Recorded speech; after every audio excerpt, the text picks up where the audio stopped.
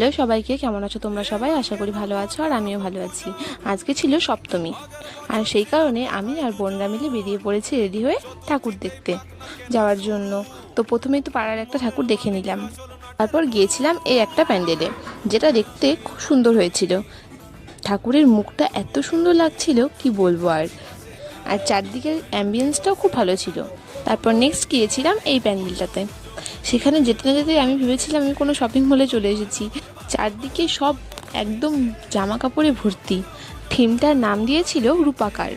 যাই হোক, সব মিলিয়ে তো প্যান্ডেলটা ভালোই হয়েছিল। তারপর আরও 2-3টে ঠাকুর দেখে সেখানটায় প্যান্ডেলে কিছু ফটো কিছু ভিডিও নিয়ে আমরা বেরিয়ে গিয়েছিলাম। তারপর আসার পথে 3টে আইসক্রিম নিয়ে নিলাম। তারপর বাড়ির জন্য রোল নিয়ে বাড়ি চলে এলাম। সো আজকের জন্য এতটুকুই। ভিডিওটা কেমন লাগলো জানিও, ভালো লাগলে লাইক কমেন্ট অ্যান্ড শেয়ার করে দিও।